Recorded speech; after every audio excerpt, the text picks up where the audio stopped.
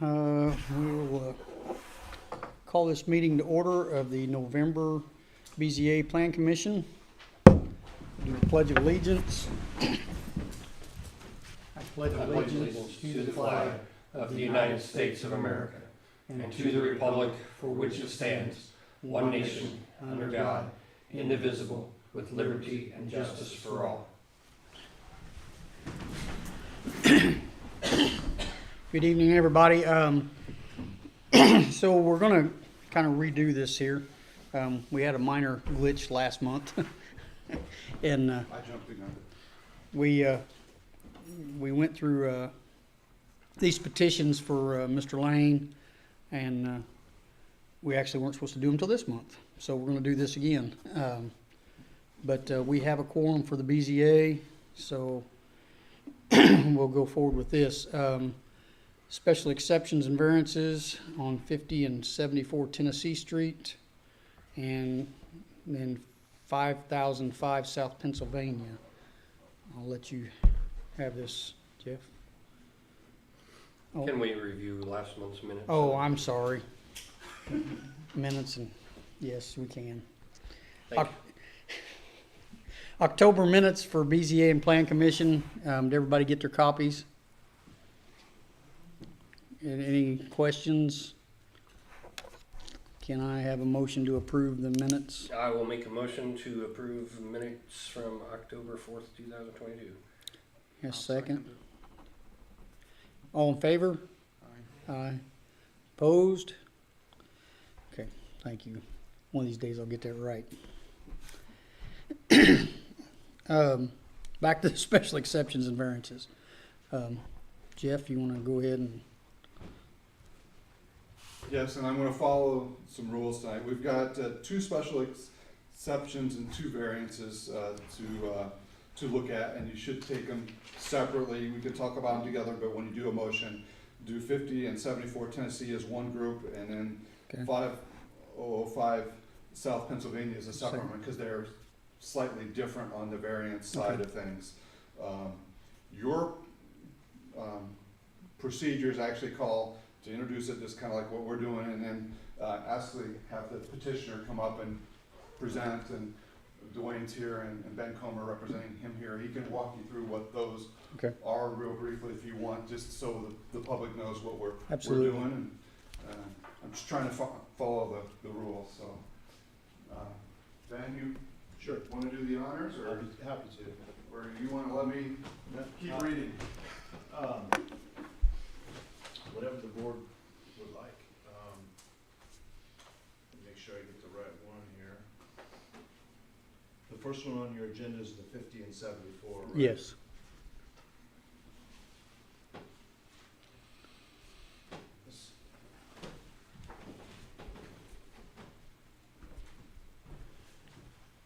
Good evening, and thanks for having us. I'm Ben Comer. This is Dwayne Lane, your petitioner, and I represent Dwayne and Pat Lane. Their companies, Sampson Assets and Jonah Holdings, own several small tracts of real estate located at 50 and 74 Tennessee Street, total of nearly 0.8 acres. It's zoned R3. We went through the process with the town of rezoning it to R3 recently. This is a follow-up, and the project they're proposing to you is very similar to the other duplex projects that have come through the town, nearly identical. So there's two applications. The applications before you are a special exception, which is required to allow a duplex structure in the R3 zoning district. So that's one of them. And the others are for some various development standards, as these current lots don't meet the development standards, and so the new lots will not meet development standards. The three variances are to allow lots with less than 10,000 square feet in the R3, to allow a variance to allow lots below 90 feet wide, and a variance to allow a side yard setbacks to be less than 15 feet. We have presented a plot plan that shows construction of 3 new duplexes to create 3 new lots and put up 3 new buildings. The residents on the far east side of this project area, that building will stay. And there's going to be an 18.6 foot side yard setback on the far west end to provide adequate spacing there with the neighbor. Otherwise, all the internal setbacks are 9 feet on each property line, which allows 18 feet between buildings.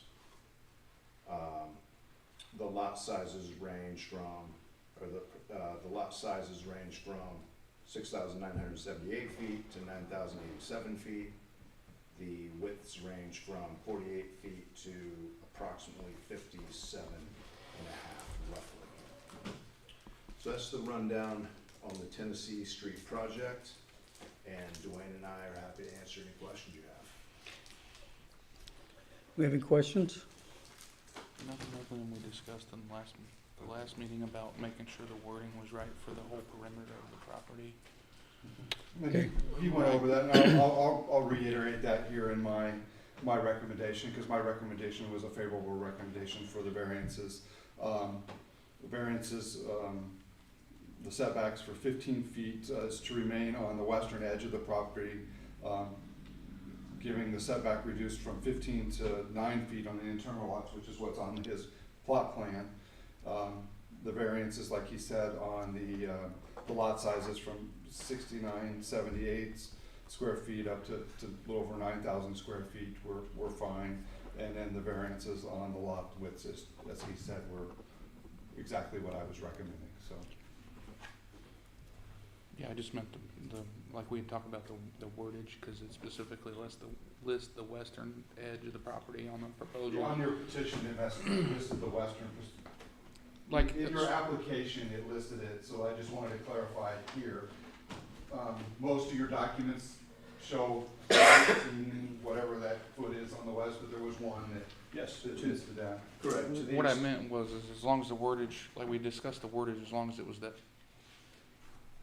So if the current modular that's there, and you go to tear it down in 5 years or something, then, and you wanted to build another duplex, that it still maintained like the 15 foot off of that, the adjoining landowner next to you that you Far don't west. own, far east. Would be the east property. Be the east Yeah. property. So, Are you like, okay with making that commitment?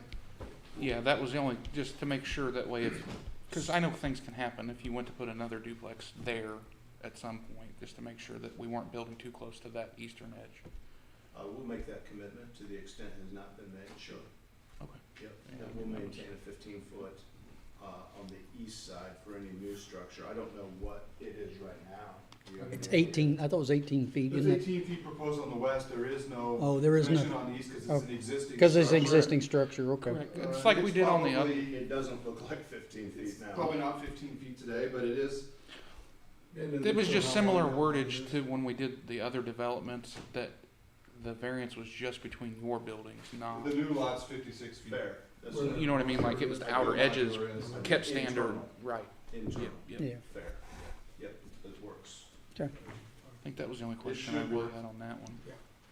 I don't plan on doing it, but you never know. It was just the thought we had, because it would match the other ones we've done. sure. Okay, any comments? Any more comments or questions?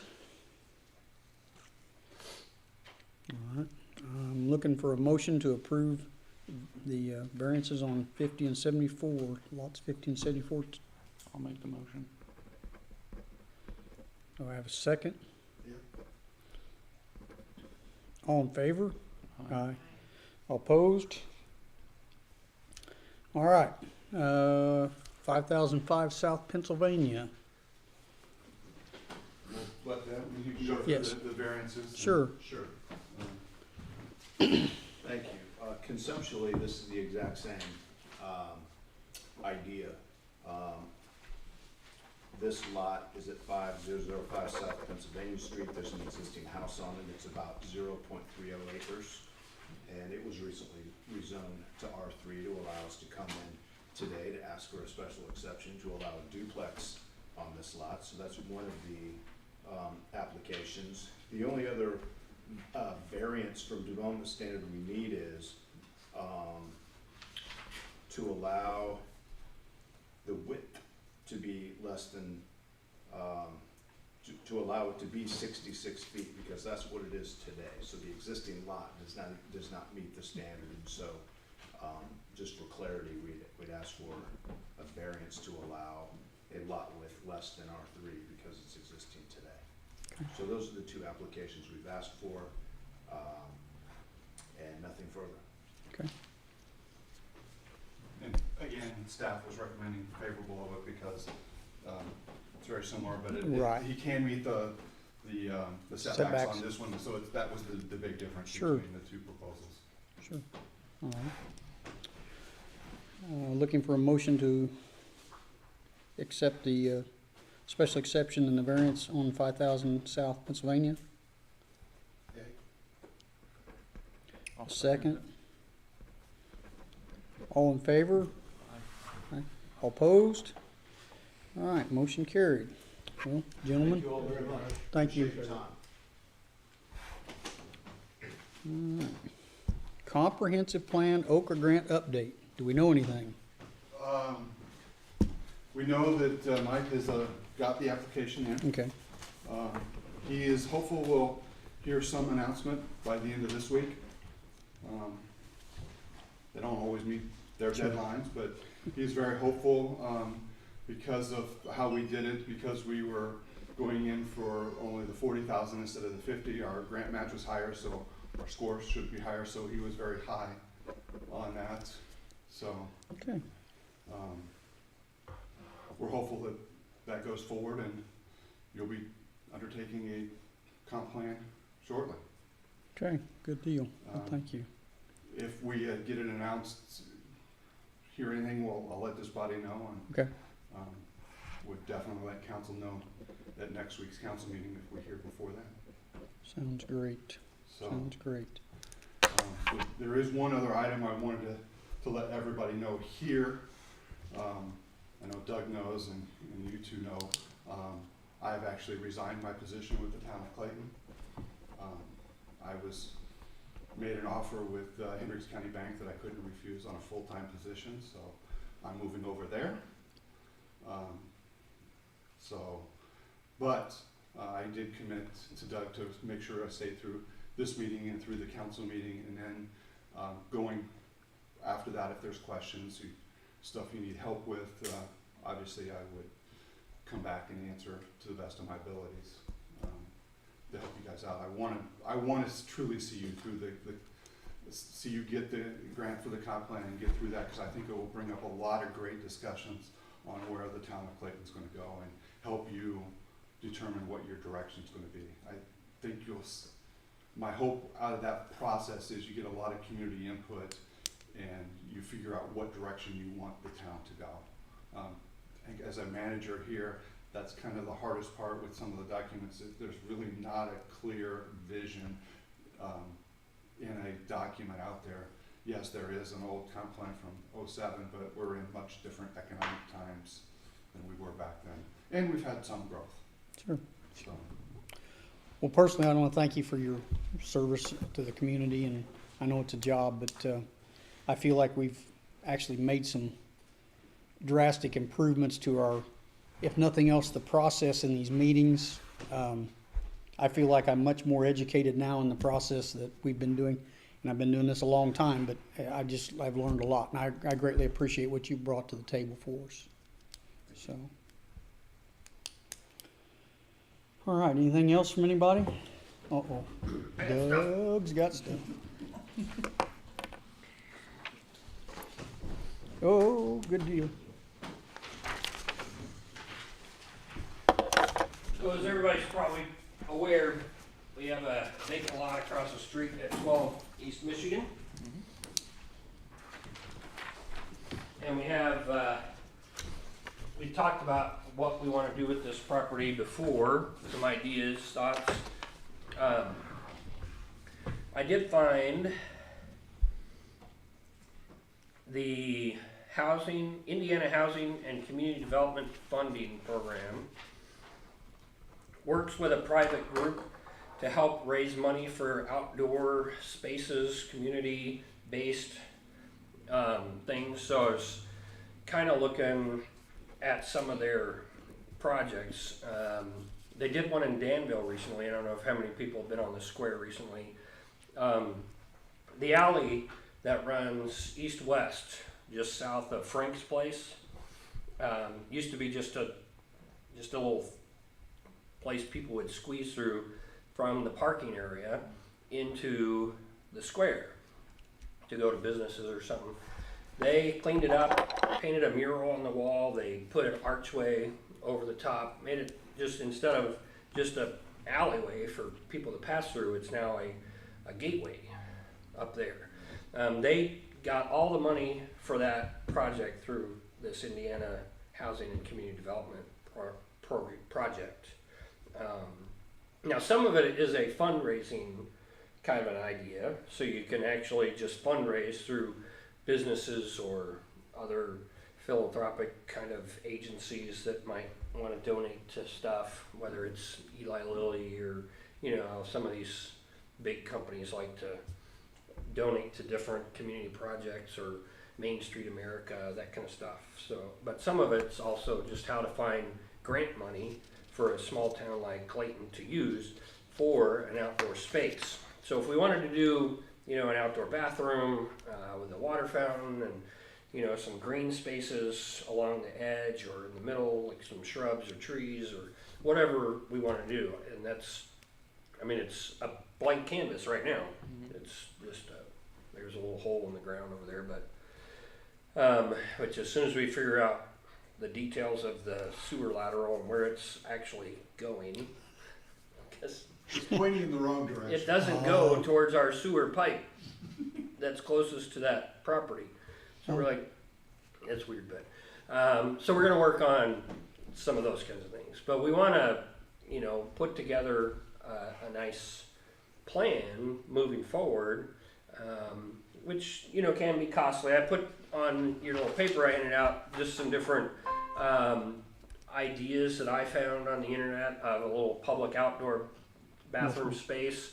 Doesn't have to look like these. These are just the ones I found just on a quick Google search of an outdoor bathroom. But this was kind of the idea, what I was thinking on an outdoor bathroom kind of a thing.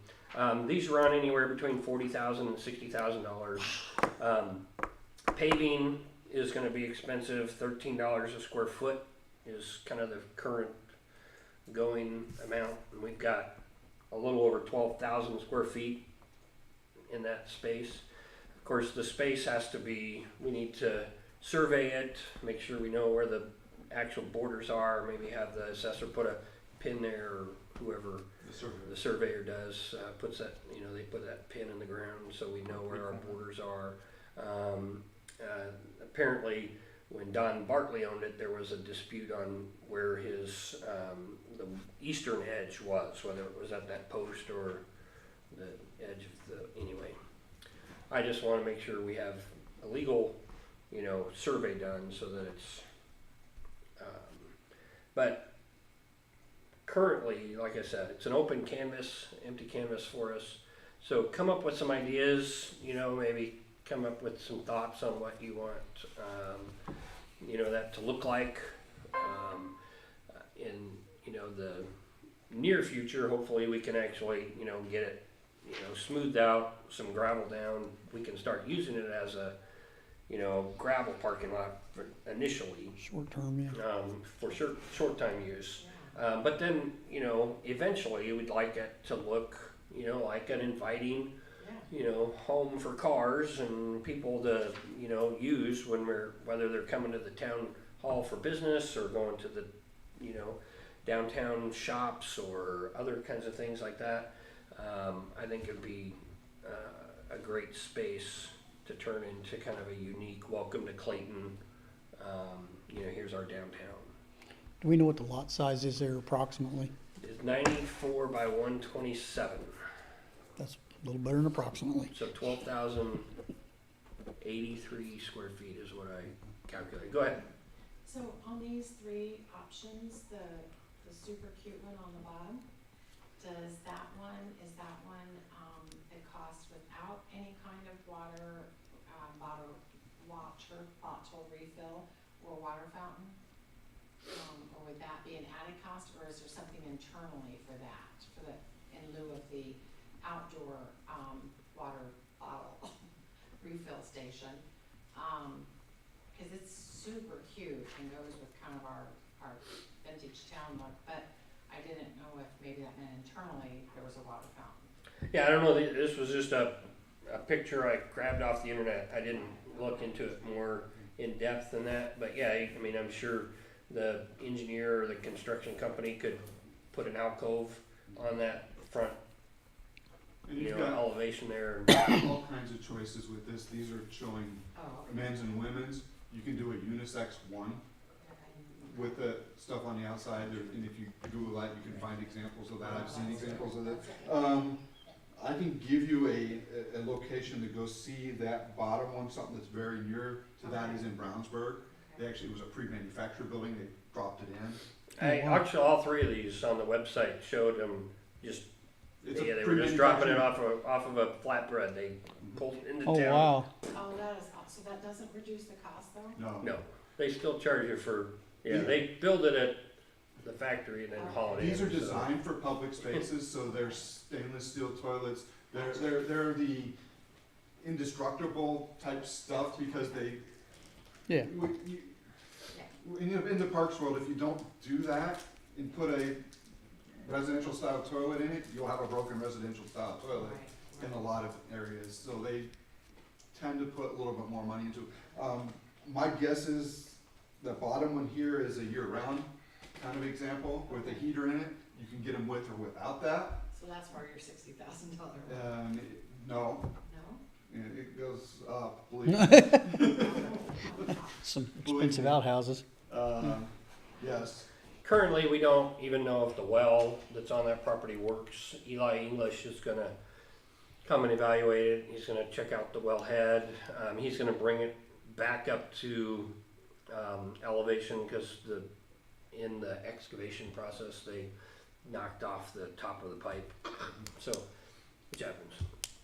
But also, and then we're gonna ask for camera inspection of that lateral for the sewer pipe. Figure out where it goes. You know, Jeff was filling me with all kinds of nightmares saying it probably hooks into the drainage for the.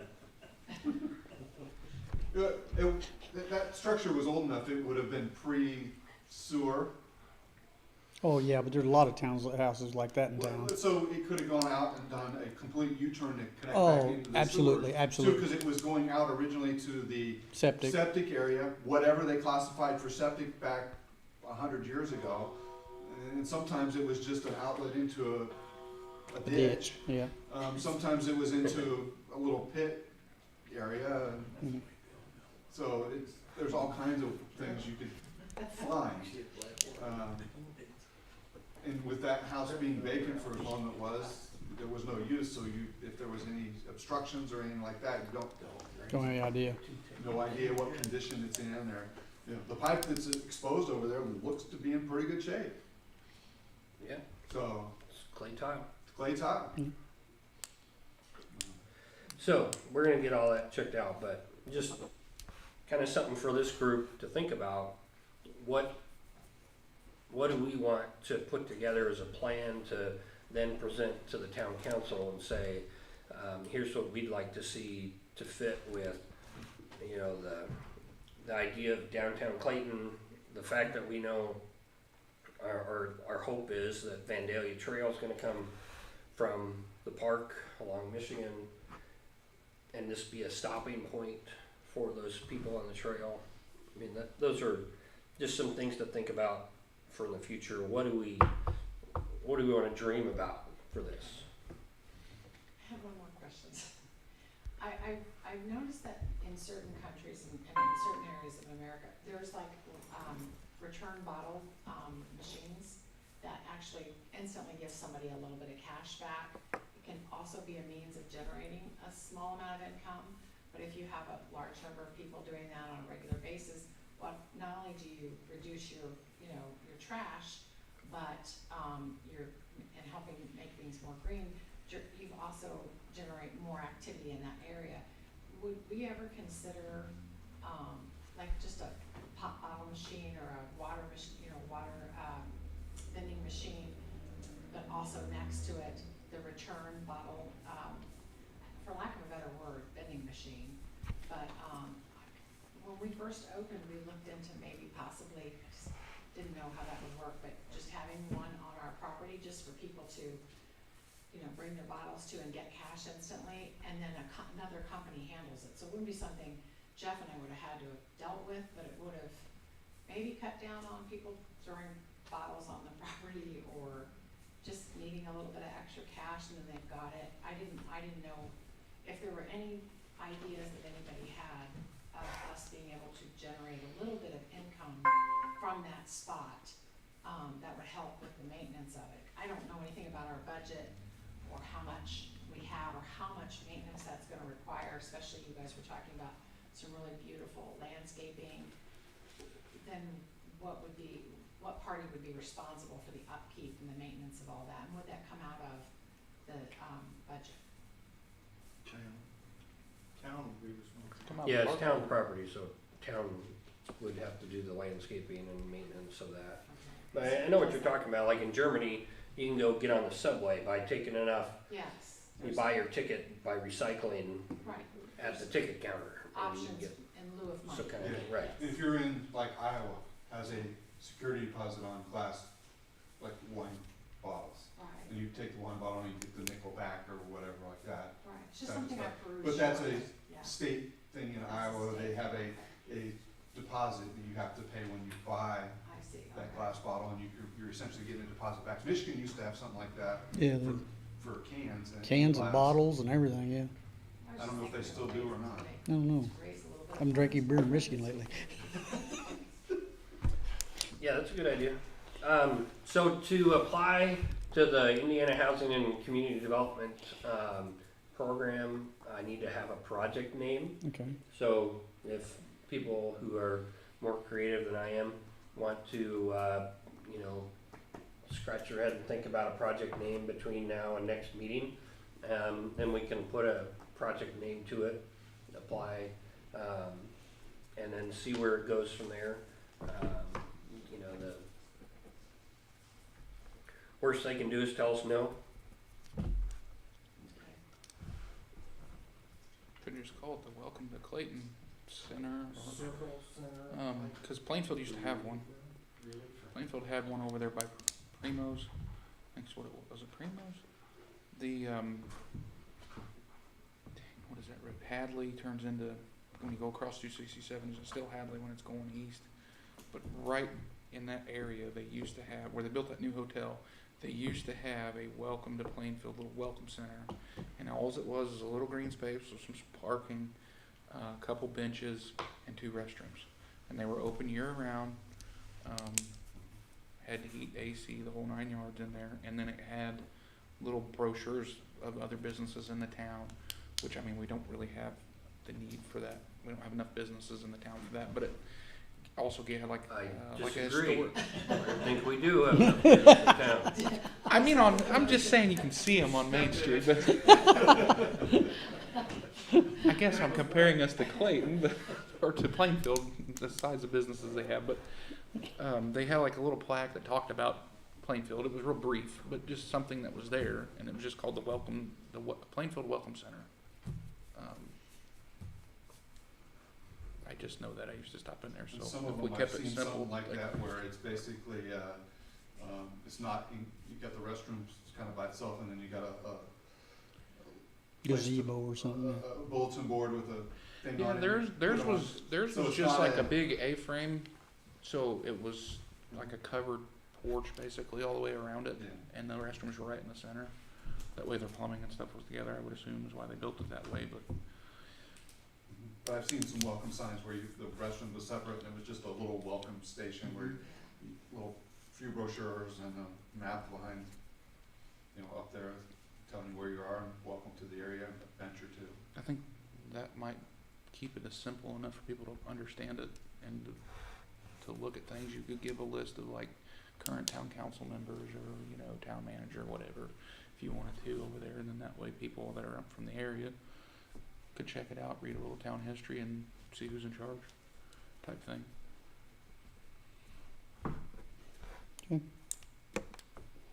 Good discussion. Anybody else? How are we moving on the Parks and Recreation people? Are they digging ditches and getting ready to pave anything? For the park, for the Vandalia Trail, they have hired their engineer designer to do all the design work for that. So it is moving forward. And where does it stop? Does it move on out east of town or stop here? Well, right now it's gonna stop at Lambert Park. No. The ultimate plan would be through town and go all the way into Plainfield. They have quite a bit of land to buy going east.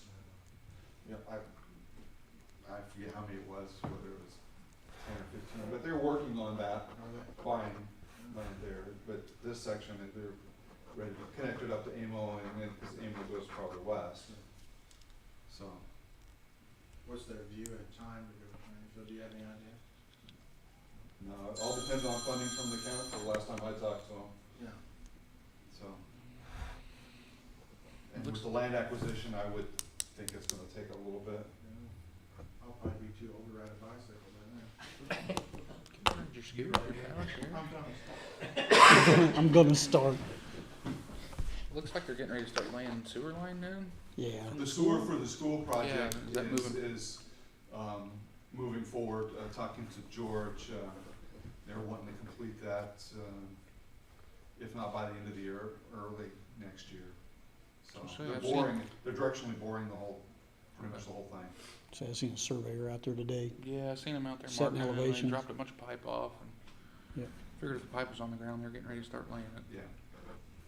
So that's what George told me a week or so ago. Yep, they're all ready to start putting it in. Okay. They've got their permits, they've got their improvements from landowners and easements and all that. So, All right. be a customer of the town soon. Anybody else? All right, we'll call the meeting adjourned. Thank you all for coming.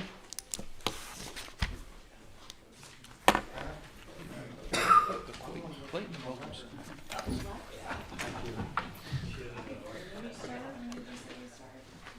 Yeah, Rob, don't ask me why I know all about Plainfield.